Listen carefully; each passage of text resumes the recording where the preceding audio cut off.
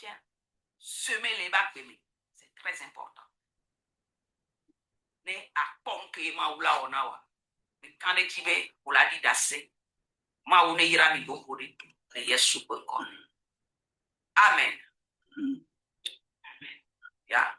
Papa, c'est le lèvre, c'est le soir, donc nous la tikona me ne wa de mino leva mino zuma jiso 9h kaka ne 16h nous la tikona. Et là no mi 18h ni magbate ba live c'est le cas. Nyabe gloire à Dieu ojila no po nyama ba no duwe. Ma ule yira obogore. Wela jochina bo cha ba telia. Ma ule yira mi bogore. Papa, fifi am so ekpe anami. Ok. Oh, soyez bénis. Que la grâce. Le que bedo n'entend ya. Obe mazi. Elle a enregistré. Jésus. Non, si nous là, on est enregistré. On est de la vieille école là.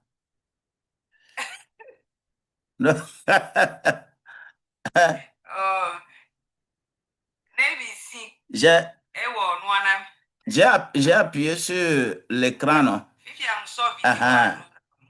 Activé. Ok, enregistré. Maintenant, c'est bon. Maintenant, c'est bon. God bless you so much. Oh, Seigneur Jésus. Disons merci à Dieu dans toutes circonstances. Tous les jours, nous apprenons. Moi-même qui suis ici, tous les jours, j'apprends. C'est manque de que j'ai arrêté ma thèse de doctorat mais je vais finir ça d'ici peu. Papa, Ah. C'est normal. C'est le jour que tu fermes ta bouche là et qu'on dit voilà le corps qu'on n'apprend plus. Moi, j'ai toujours dit que je ne peux pas rester assis, par exemple, vieux, je ne peux même pas me lever, et qu'un enfant serait en train de faire une démonstration sur le tableau et qu'il n'arrive pas, je ne vais pas me lever pour l'aider. Je dois le faire. Donc, il faut actualiser tous les jours. Alors, je remercie Dieu pour votre vie. Et je remercie Dieu pour tout un chacun ici. J'ai essayé, par exemple, la présentation que je suis en train de faire, que je vais faire aujourd'hui, j'ai essayé de synchroniser ça avec Zoom. Et à la fin, ce que j'ai présenté avec toutes les écritures, ça va aller sur YouTube, que tout le monde peut télécharger et revisiter. Donc, je dis merci. Pour le séminaire atelier du samedi prochain, il s'agit de ces deux ouvrages, la puissance de la résurrection et le leadership résurrectionnel. Nous allons trop à travers aujourd'hui dans l'adoration de Dieu. Et le rôle que les serviteurs de Dieu doivent jouer, ils ne les jouent pas. C'est pas bien. Il faut que nous aussi, ce que nous pouvons ajouter à la chose pour corriger, que nous ne soyons pas découragés et que nous continuions la bataille. je vous aime bien. Ce jour, puisque nous avions, euh, pour la première séance, nous avions parlé, bien sûr, du couple même, la vision de Dieu dans le couple, tout ça là. Et le second jour, nous avons parlé des défis. Les défis qui s'offrent, les défis qui sont les défis du couple. Mais aujourd'hui, je prie que le Seigneur nous donne plus de lucidité et plus de grandeur pour être dans cette bataille. Parce que la présentation d'aujourd'hui va être un peu dense, mais très circonscrit. Et il faut que nous soyons en mesure d'être au pas pour comprendre. Alors, nous allons parler aujourd'hui des causes du divorce et solutions divines. Parce que c'est des thèmes pour lesquels Dieu ne blague pas. Et nous avons dit la fois dernière que dans Matthieu 19, verset 6, ce que Dieu a uni, que personne ne les sépare. Et aujourd'hui, nous allons voir plusieurs points par rapport à ce phénomène. Et d'entrée de jeu, je voudrais qu'ensemble, qu'on puisse faire autodiagnostic de notre couple.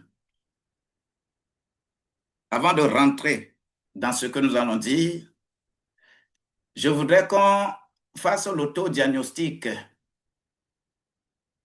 avec ces quelques 4 ou 5 points. Posez-vous les questions suivantes en tant que couple. La première question, parlons-nous encore librement?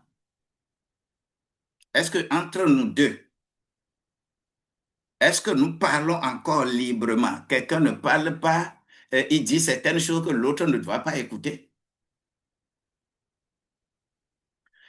La deuxième question, prions-nous ensemble? Est-ce que vous priez ensemble? La troisième question, avons-nous encore des projets en commun? Est-ce qu'il y a des projets que nous avons et que ces projets-là, ce n'est pas seulement l'homme ou c'est la femme, mais c'est nous deux qui nous sommes engagés dans un tel projet? Posons-nous ces questions. La question suivante, posons-nous encore la question, sommes-nous encore heureux ensemble? Est-ce que, en réalité, quand vous êtes ensemble là, vous êtes heureux? Disons, ces quelques 4 questions-là, cherchons à diagnostiquer d'abord le niveau de solidarité et le niveau de vivre ensemble de notre couple. Après avoir posé ces 4 questions, il faudrait que je revienne sur les 5 signes. Je vais parler de 5 signes d'alerte d'un couple en danger. Quand le couple est en danger, on peut répertorier 5 signes. Le premier signe, c'est la communication réduite. Entre vous, là, la communication. Le deuxième signe, c'est des critiques permanentes. C'est-à-dire quand l'autre fait quelque chose, l'autre critique. C'est des signes que le couple est en danger. Troisième signe, les distances émotionnelles. Qu'est-ce que nous appelons par distance émotionnelle? Quelquefois, lorsque vous aviez commencé, l'autre qui s'approche de l'autre, et lui fait ça là, par exemple, il riait. Mais maintenant, tu as fait là, il s'énerve. C'est des signes que le couple là est en danger.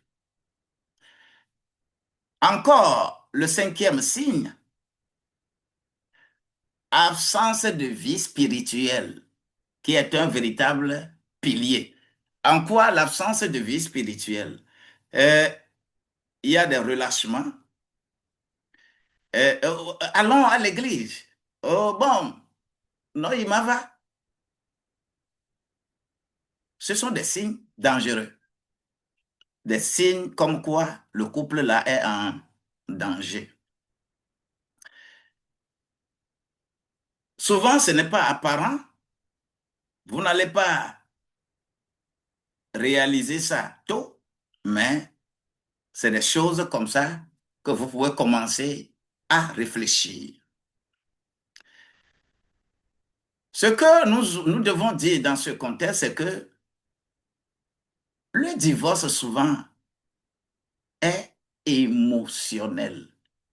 Parce que lorsque émotionnellement, vous sentez ces repousses, vous sentez ces choses déjà, cela veut dire que il y a un problème. Donc le divorce commence dans le cœur, dans la pensée et dans les sentiments. Three things. Le cœur, pensée, sentiment. Si vous comprenez correctement cela, vous allez vous rendre compte que le, le divorce vient tout simplement parce que, au lieu de remettre ton cœur à Dieu, tu l'as remis à ton conjoint ou à ta conjointe. Il est en train de pincer ton cœur. Et comme le cœur n'est pas donné à Dieu, la pensée ne peut jamais faire sortir quelque chose de bon par rapport à ton conjoint. Et les sentiments qui pouvaient être cachés, ces sentiments maintenant sont devenus émotionnels. Vous savez, lorsqu'on parle du sentiment, le sentiment est intérieur à nous. Mais qu'est-ce qui fait sortir le sentiment? C'est l'émotion. L'émotion est le moteur du sentiment. C'est pourquoi le premier regard, Dieu ne condamne pas ça. Le second regard, c'est ça qui démontre l'émotion. Le premier regard, c'est sentiment. Quelque chose peut toucher ton sentiment, mais tu peux garder. Mais une fois que tu as le courage de revoir encore, cela veut dire que ton émotion est en train de fonctionner. Donc, on démontre les éléments émotionnels avant d'arriver à juger. C'est-à-dire, on trouve une personne et on juge immédiatement. Ça là, par exemple, c'est la construction de l'être humain, l'âme, le corps et l'esprit, surtout l'âme, en pensée, émotion et volonté, c'est le gros rocher, le gros caillou que nous avons. Et c'est ça, à cause de ça, que Jésus est venu pour briser ça. C'est notre âme qui a besoin du salut. Notre corps n'en a pas besoin. Notre esprit n'en a pas besoin. Jésus n'est pas venu pour ton corps, il n'est pas venu pour ton esprit, il est venu pour ton âme. qui est très cher à Dieu. Ne laisse pas les émotions dominer ce que tu es en train de faire. Après ça, je vais parler des 3 niveaux de rupture. Quand l'émotion est en train de fonctionner, quand les distanciations sont là, il y a 3 niveaux de rupture. La rupture émotionnelle, la rupture relationnelle et la rupture légale. Je n'ai pas le temps pour développer tout ça là.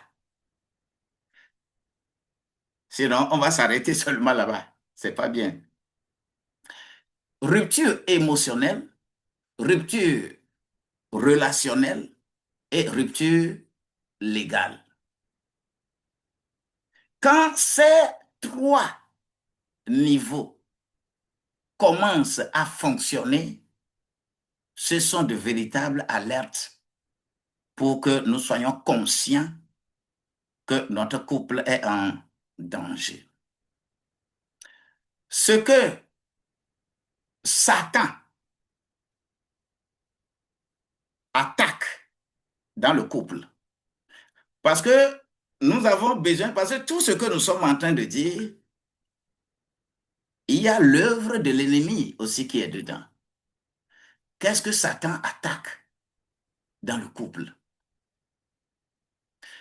Jean 10, verset 10. Quels que soient les cas, il est venu pour voler, tuer, détruire. Et lorsque tu vas dans 2 Pierre au chapitre 2, verset 1 à 3, vous allez remarquer qu'au jour d'aujourd'hui, dans nos jours d'aujourd'hui, qui sont ceux qui activent ça? Qui sont ceux qui sont véritablement des satans? Les faux docteurs, les faux enseignants, les faux prophètes. Aujourd'hui, ils sont nombreux. Si on vous raconte le nombre de couples détruits par des serviteurs de Dieu, je ne sais pas quel nom, mais c'est très mal. Satan, ce n'est pas une entité qui va venir avec les cornes, avec les quoi, pour faire quoi que ce soit. Mais Satan, d'abord, Satan, c'est quoi le satanisme? Satanisme n'est pas loin de la sorcellerie et c'est ta pensée. Les mauvaises pensées que l'être humain peut développer, le satanisme vient de là. Et lorsque le couple est attaqué, la confiance a des problèmes. Pour voler, il va voler votre confiance. Il va voler votre intimité. Il va voler votre communication. Il va voler votre paix. Rien qu'avec des communications, avec n'importe quelle chose, faites beaucoup attention. Vous, surtout vous, les femmes, vous êtes si fragiles, vous êtes très émotionnels.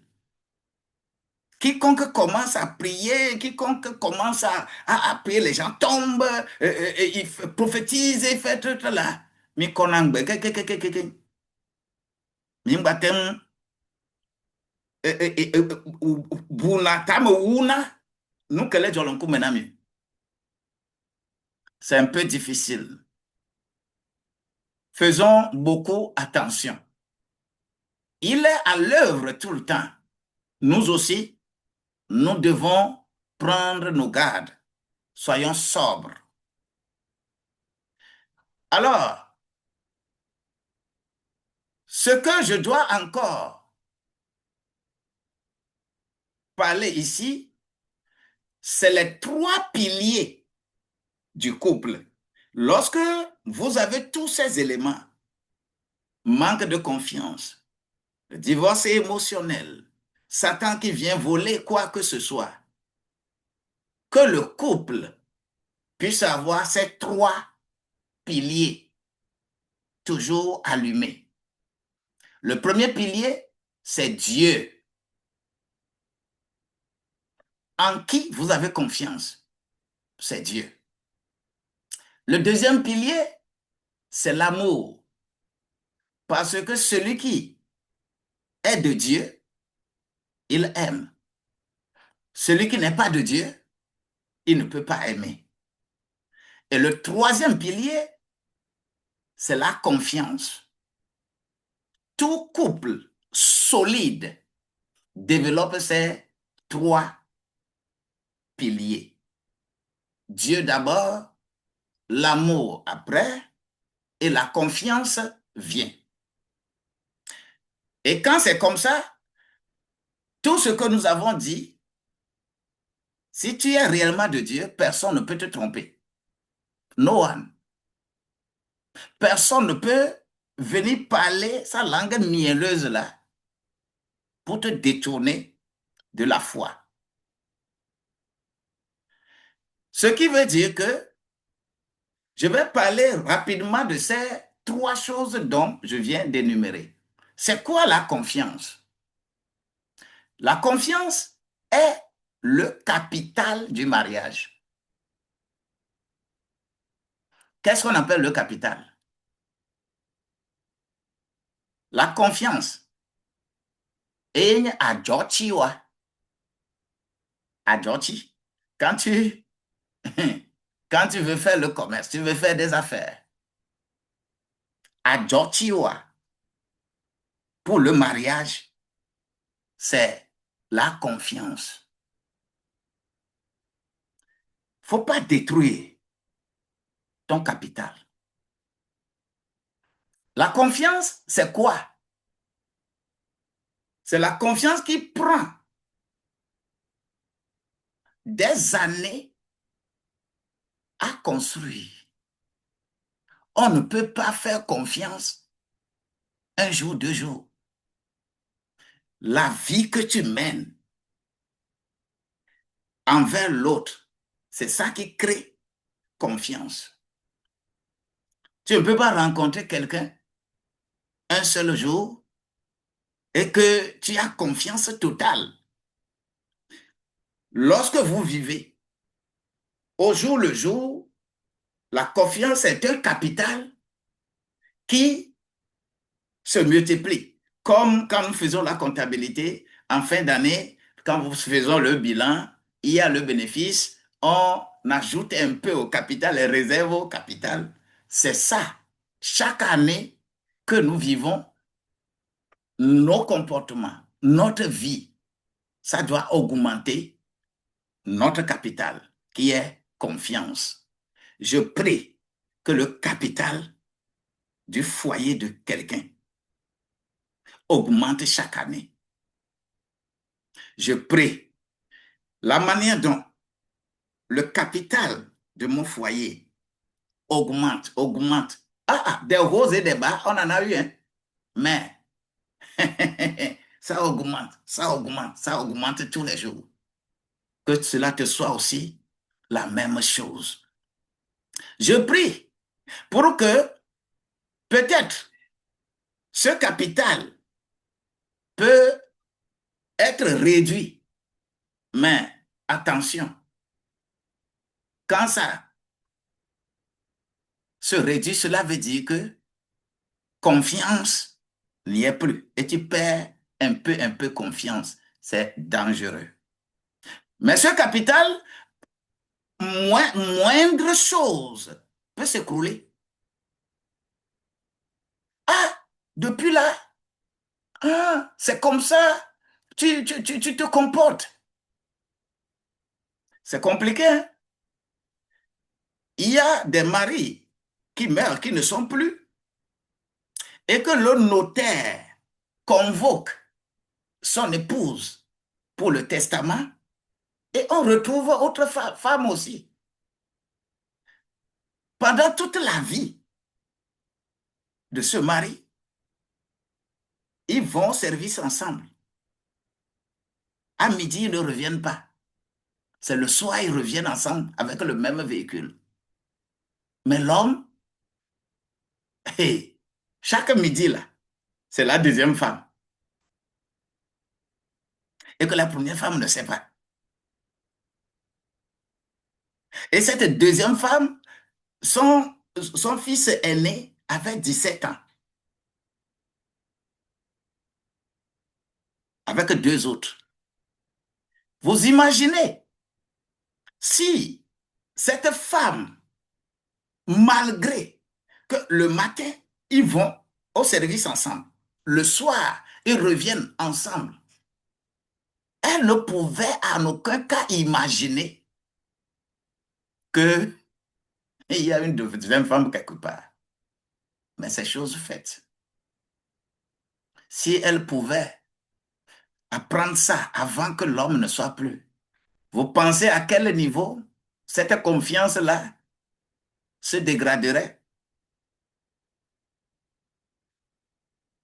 Donc, la confiance, c'est le capital.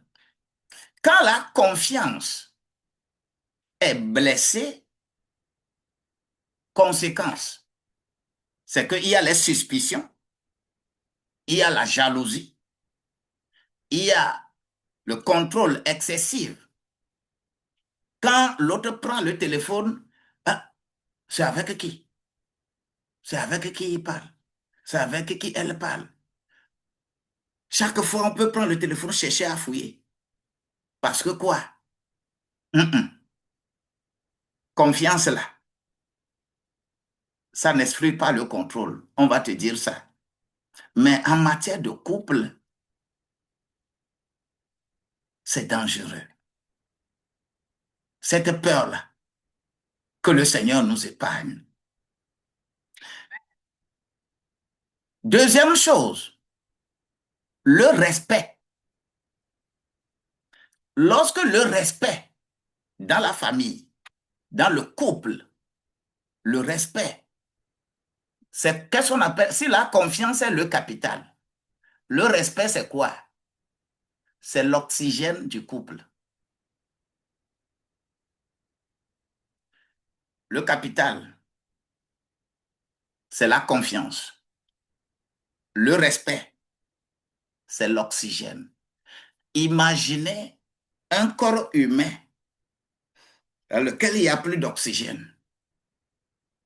Quand vous allez à l'hôpital pour vous faire opération, pour vous faire tout ça là, et on dit que l'oxygène est fini, qu'est-ce qui se passe? Tu vas vivre? Hmm. Lorsque nous sommes dans Éphésiens, au chapitre 5, verset 33, l'homme a besoin de quoi? Deux choses. L'homme a besoin d'honneur et de considération. Notez ça. Honneur et considération. D'ailleurs, l'honneur, là, c'est ça qui est décrit dans la Bible comme le foulard de la femme. L'homme a besoin de l'honneur et la considération. Mais la femme a besoin de quoi? La femme a besoin d'amour et de sécurité.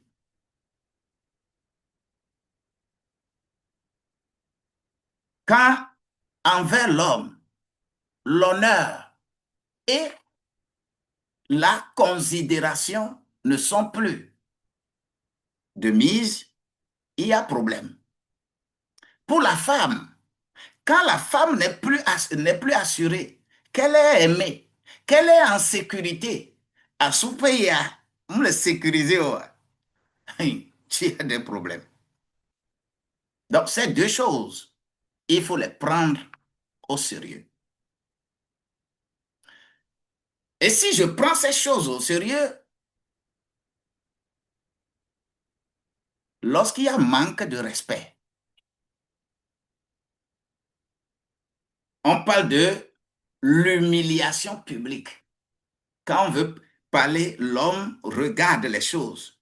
L'humiliation publique, tu humilies ton homme publiquement, devant ses, ses amis, devant des gens. Il n'y a rien qui irrite l'homme plus que ça. Quand tu te moques de ton homme, n'importe comment, c'est une humiliation. Quand tu critiques ton homme devant les gens, c'est dangereux. Quand tu compares ton homme à des gens, à d'autres, c'est dangereux. Tu lui manques du respect. Ça peut déconnecter son amour, ça peut déconnecter la sécurité qu'il t'offre. Nous pouvons également parler des blessures de l'enfance. Ça agit dans le couple. Il y a certaines blessures de l'enfance. Il y a des phénomènes, il y a des choses que, quelquefois, tu les écoutes, tu secoues la tête. Les blessures peuvent provoquer du rejet, de l'abandon, de la violence et du manque d'amour. Le refus. C'était les blessures de l'enfance. Je vais prendre un cas extrême. Il y a des filles que leur propre père viole. Il y a, c'est-à-dire, il y a des certaines choses, ce sont des blessures de l'enfance. Et lorsque quelque chose comme ça veut clignoter dans la famille, c'est traumatisant. Des filles qui n'ont pas encore atteint un âge donné et que quelqu'un l'a violenté.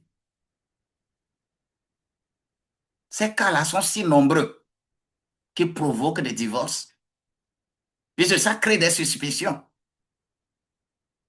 Quand l'homme veut poser certains actes, vous allez constater que elle est aux aguets. Il y a certaines choses, elle ne t'aurait pas.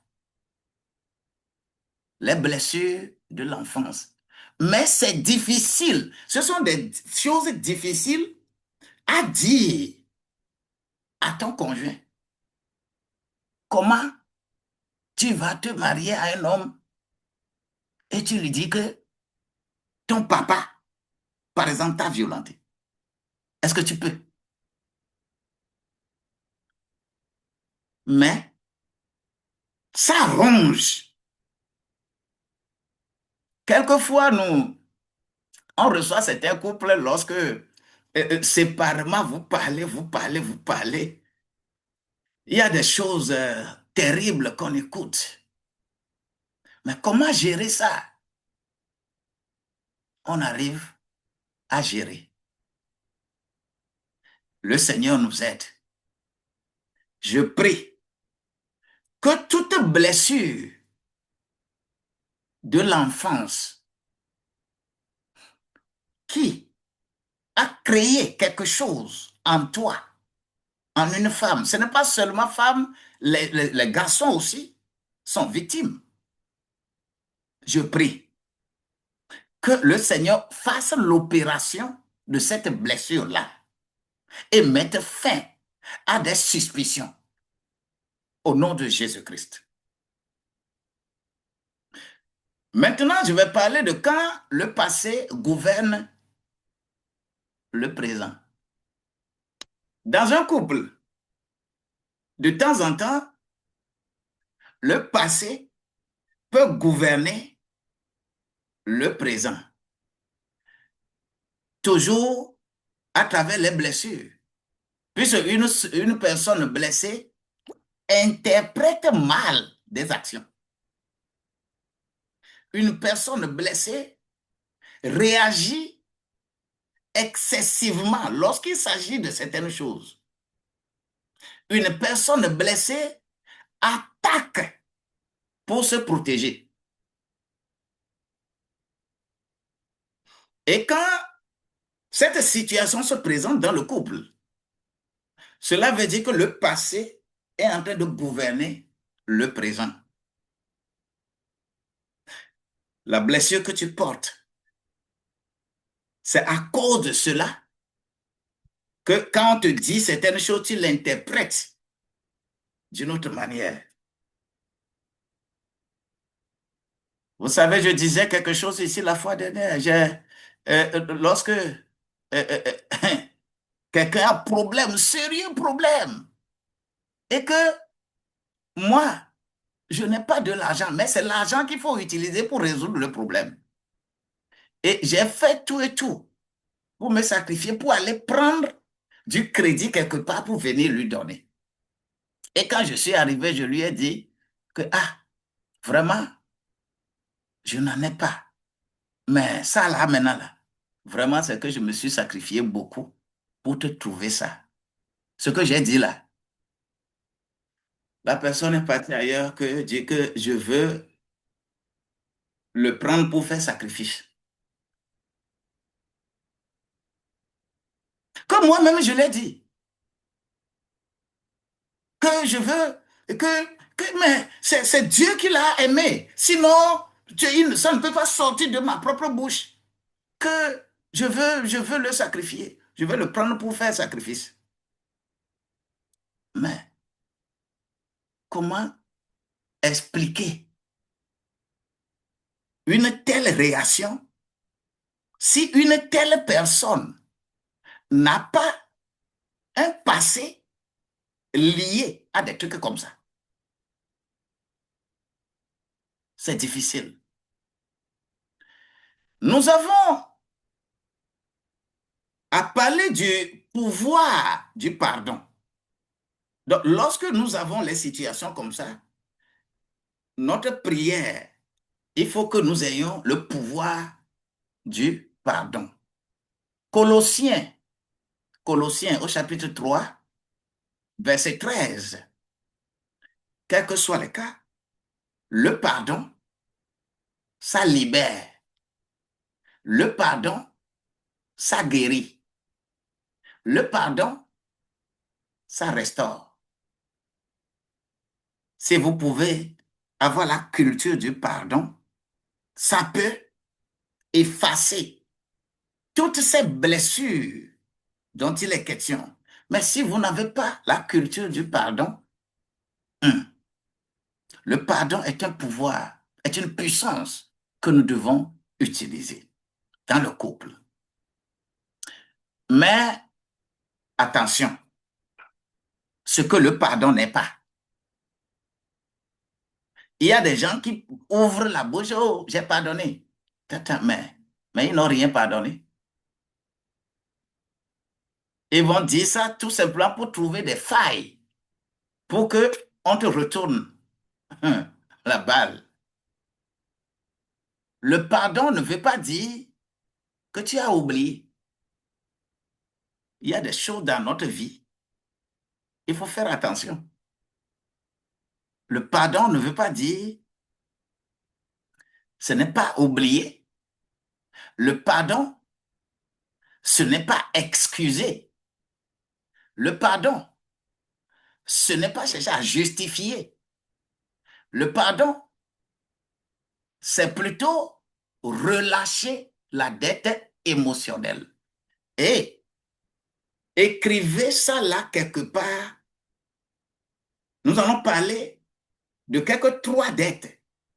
Les dettes que nous allons énumérer tout à l'heure. Il faut relâcher la dette émotionnelle. C'est quoi?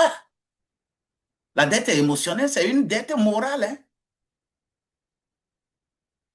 Ce qu'on appelle une dette émotionnelle, c'est une dette morale. Dette morale, c'est qu'il y a les promesses non tenues dans le couple. C'est pourquoi, moi, je dis toujours, je ne fais pas de promesses. Le tigre ne crie pas sa tigritude. Il saute sur sa proie. Et, garçon, l'homme, faites attention. Ne faites pas de promesses. Ce que tu veux faire, fais. Si tu ne vas pas encore faire là. Puisque des promesses non tenues, ça s'appelle des blessures émotionnelles. C'est une dette morale. Quand les mensonges sont des dettes morales, les injustices sont des dettes morales. Les blessures à cause des autres, les blessures que les autres t'ont causées, ça reste, ça demeure dedans. C'est une dette morale. Les paroles destructrices, il y a des paroles que vous prononcez sur la vie des gens. Le jour vous êtes ensemble et que ça ne va pas et que vous vous lancez des mots, il y a certaines phrases, il y a certains mots que tu as lancés là. Ne pense pas que quand querelle est finie là, c'est fini pour la personne. On les appelle les dettes morales. Il y a le manque d'amour. C'est une dette morale. Et lorsque dans le couple, vous avez cette dette morale, ça crée des blessures émotionnelles. Et ces dettes-là sont souvent les portes d'entrée des attaques spirituelles. Vous allez vous séparer avant de vous rendre compte que, c'est ça qui avait causé ça. Méfiez-vous des dettes morales, des blessures émotionnelles. Ça, dans le couple, ça cause beaucoup. Et ce sont des choses invisibles que lorsque vous voulez trancher les problèmes entre les couples, c'est difficilement qu'on fait sortir. Et c'est les effets qu'on va te présenter.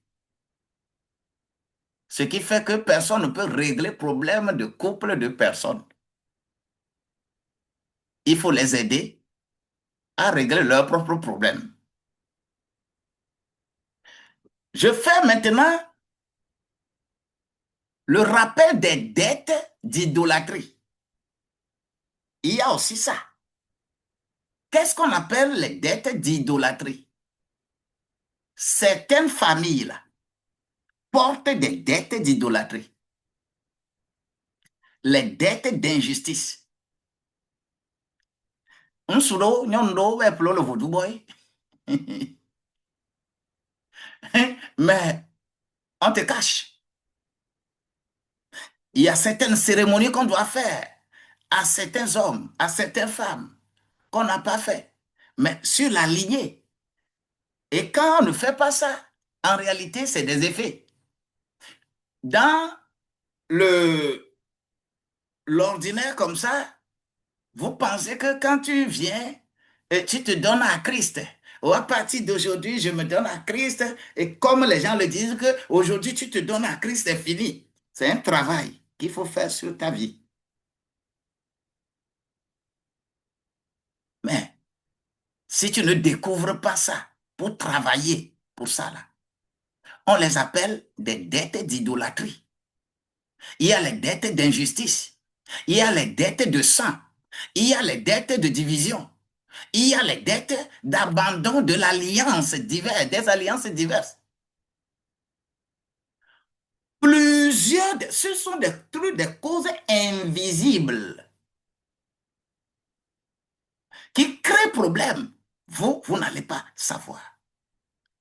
Ces choses peuvent produire, lorsque nous avons ces dettes d'idolâtrie, ça peut produire la pauvreté répétitive. Alors que quand la pauvreté commence à ronger un couple, il faut faire attention. Quand tu prends femme et tu viens déposer, tu peux être beau, tu peux être n'importe qui là. Il y a problème. La pauvreté, c'est les effets des dettes d'idolâtrie. Il y a des conflits familiaux qui ne sont pas réglés. Ça crée des conflits familiaux, les dettes d'idolâtrie. Ça crée des maladies répétitives. Vous ne le savez pas. Ça crée des échecs cycliques. C'est-à-dire, il y a des gens, quand nous arrivons dans tel mois-là, il y a toujours tel problème qui nous vient. Il y a des défis cycliques. C'est-à-dire, chaque année, là, dans un mois donné, dans une période donnée, il y a quelque chose qui se passe et que vous ne comprenez pas. On les appelle des dettes d'idolâtrie.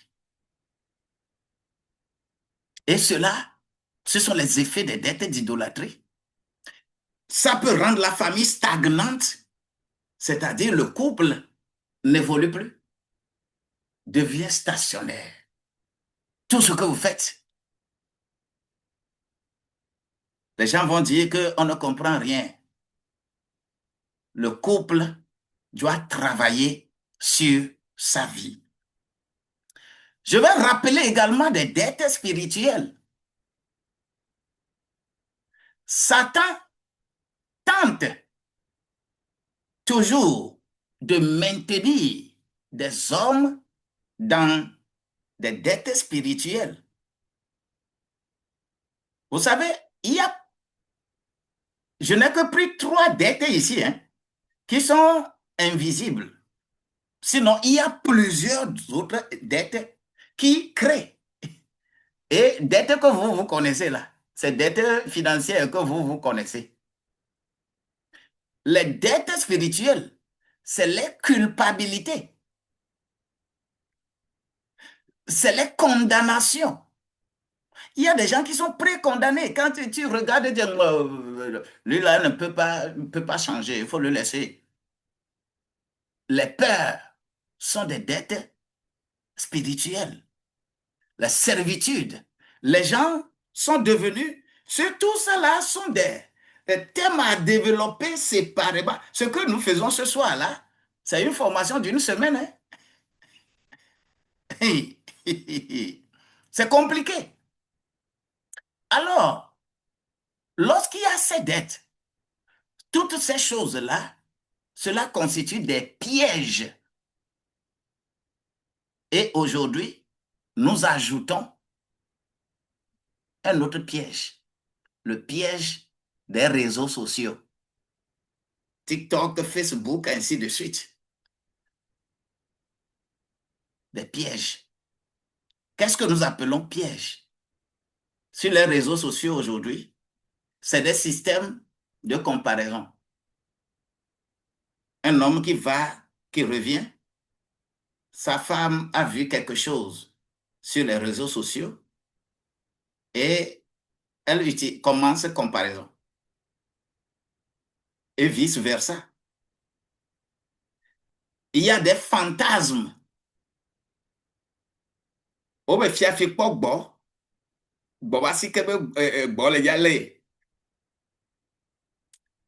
L'homme aimait que la femme lui fasse certaines choses, mais on ne lui fait pas.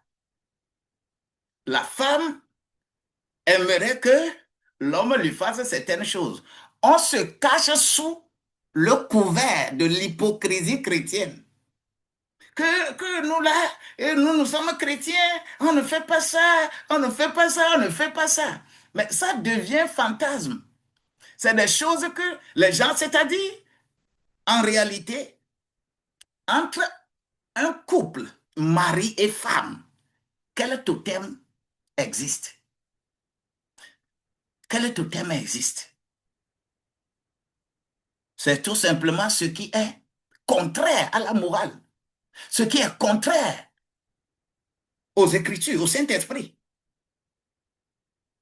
Sinon, l'épanouissement du couple, le corps de l'homme ne lui appartient pas, appartient à sa femme. Le corps de la femme ne lui appartient pas, ça appartient à son homme.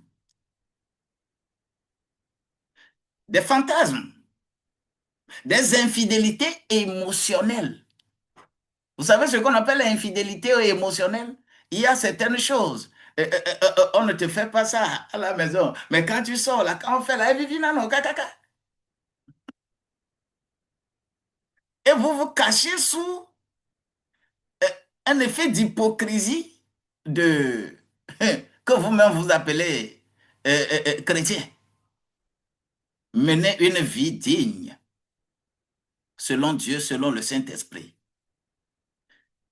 Les attentes irréalisées, ce sont des réseaux sociaux aujourd'hui qui constituent également un piège pour les couples. Je voudrais maintenant parler de la culture du paraître. Hein? La culture du paraître. Je dis quelque chose souvent. S'exposer sans s'imposer, c'est se poser sans se peser. La culture du paraître. Mazé, mazé, mazé. Il faut faire attention. Beaucoup de couples s'exposent à ça. Beaucoup de couples paraissent heureux comme ça. Mais au fond, là, hey, le cancer même est moins dangereux. On fait l'effort d'être heureux. Il faut faire attention. S'exposer sans s'imposer, c'est se poser sans se peser. Faisons attention. Je vais parler maintenant de la sagesse financière dans le couple. Ça aussi, ça peut manquer. Qu'est-ce le principe de la sagesse financière? La sagesse financière, c'est le budget, problème de budget que j'ai beaucoup traité dans le budget familial. J'ai beaucoup travaillé sur budget familial. Budget familial, c'est compliqué. Problème de transparence, problème de planification, problème d'épargne. Je prie que vous ayez ces sagesses-là. Quand vous n'avez pas la sagesse là-bas, ça, c'est les problèmes, les dettes financières que vous n'allez pas pouvoir gérer. Cela m'amène aux dettes cachées. Combien de femmes ou combien d'hommes ne cachent des dettes? Les dettes secrètes détruisent. Ça détruit quoi? Ça détruit la confiance. Ça détruit la stabilité. Ça détruit la paix. Mais chaque fois vous gardez, chaque fois vous cachez quelque chose de vers vous et qu'il n'y ait pas de transparence, ça devient problème. Un autre problème, c'est les enfants et les conflits. Beaucoup, c'est à cause des enfants qu'on va parler de divorce. Et qui vous a élevé? Parce que les enfants observent tout. Les enfants apprennent tout. Les enfants reproduisent souvent ce que vous avez, ce que vous faites. Je le disais la fois dernière, que ce que tu fais là, c'est ça que l'enfant enregistre.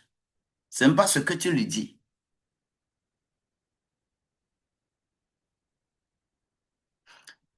Ce que tu lui dis, c'est bon, mais ce que tu fais, tout ça là, des enfants ont eu des prérequis, des femmes, des hommes ont eu des prérequis auprès de leurs parents. Et que quand ils grandissent, ils se sont mariés, on s'est mariés maintenant, mais il y a encore quelque chose qui clignote parce que ça se passait dans le couple de ton père. Ça revient aussi. Alors vous aussi, faites tout pour que la vie du couple soit un exemple vivant de telle manière que vos enfants ne tombent pas dans n'importe quoi. Quelques héritages peuvent aussi en parler. Quel héritage laissons-nous aux enfants? Puisque Deutéronome, vous lisez le chapitre Deutéronome 6. Deutéronome 6. Qu'est-ce que vous laissez comme héritage? À cause de l'héritage du papa de, de ton épouse ou à cause de l'héritage du papa de ton époux, de ton mari, il y a problème dans le foyer. Il y a jusqu'à ce que les gens disent que non, que non. Ah oui, nous, tous les filles, nous sommes là, oh, maintenant, moya. Nous sommes là, toi, nous sommes là. Alors, nous, caillons. Et que, mais quand il y a des, il y a des choses, c'est compliqué. Quel héritage? Un foyer transmet des valeurs. Un foyer transmet des habitudes. Un foyer transmet une culture. Toi, tu as hérité de quoi? Que tu transposes, tu transportes jusqu'à venir dans le couple. À toi de réfléchir.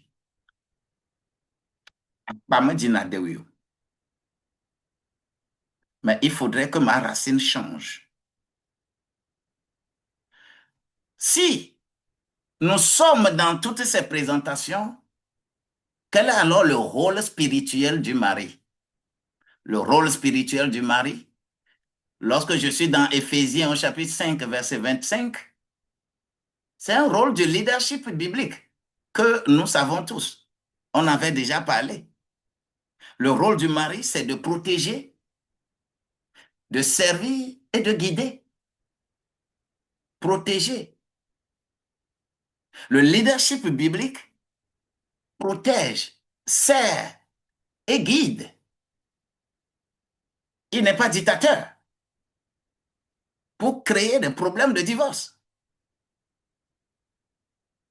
Et le rôle spirituel de la femme, c'est quoi? Proverbe 14, verset 1. La femme sage construit, influence et stabilise. Si nous jouons correctement nos rôles là, nous bloquons le chemin du divorce. Alors, quelle complémentarité? Est-ce que dans le foyer, il s'agit de complémentarité ou bien il s'agit de compétition? Il faut parler de complémentarité et non de compétition. Le couple n'est pas un combat. Le couple est une alliance. Je vais encore toujours le répéter. Un couple C'est une alliance, ce n'est pas une cohabitation. Vous êtes nombreux, nous sommes nombreux.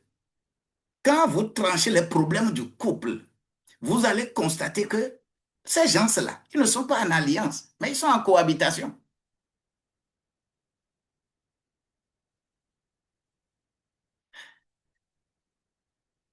Et ça amène le divorce. C'est grave. Maintenant, je vais nous parler de sept deux fois. Les 7 habitudes des couples solides. Je veux que tu prennes ces habitudes. Les 7 habitudes des couples solides. 1. Prière ensemble. Prier ensemble. 2. Dialoguer régulièrement. 3. Se pardonner. 4. Se respecter. 5. Gérer l'argent ensemble. 6. Protéger l'intimité l'un des autres. Et 7. Servir Dieu ensemble. 7 bonnes habitudes pour un couple solide. S'il y a ces 7 bonnes habitudes, il y a alors 7 questions que toi et moi, nous allons nous poser. La première question. Ai-je blessé mon conjoint? Deuxième question. Ai-je demandé pardon? Troisième question. Suis-je à l'écoute de l'autre? Quatrième question. Suis-je fidèle? Suis-je fidèle? Cinquième question. Suis-je respectueux? Sixième question. Dieu est-il au centre? Septième question. Que dois-je changer? Lorsque j'ai la maîtrise de ces questions et leurs réponses, je peux garder les 7 habitudes comme étant un flambeau qui brûle chaque fois. Dieu est contre le divorce. C'est pourquoi un message spécial aux femmes. Femmes, écoutez ceci. Vous êtes des bâtisseuses. Vous êtes des gardiennes. Vous êtes des éducatrices. Et vous êtes l'influenceuse spirituelle. 4 messages spécifiques pour vous, les femmes. Message pour les hommes. Hommes, écoute-moi bien. Vous êtes appelés à protéger, à servir, à guider et à aimer. Protéger, servir, guider et aimer. Si vous êtes dans cette situation, divorce ne viendra pas. Alors, ensemble, faisons cette déclaration. Je déclare, mon foyer vivra. Déclare ça. Mon foyer vivra. Je déclare, mon couple sera restauré. Je déclare, la paix revient dans mon couple. je déclare, l'amour revient dans mon couple. Que la grâce de Dieu puisse vraiment être avec toi. Et maintenant, prière, je prie, Seigneur, guéris nos blessures.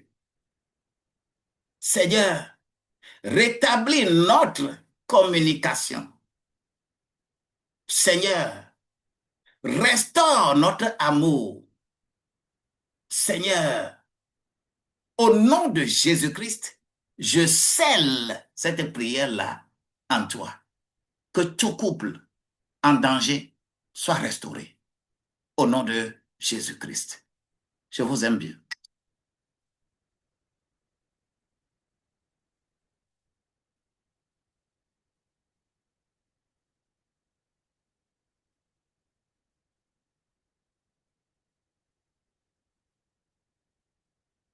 Wow, wow, wow, wow. Wow, ne ira papa gbogbo de. Enya lolo sugo. Wow, ne ira gbogbo de. Eye, emunya ne ni ate bi o question de wa.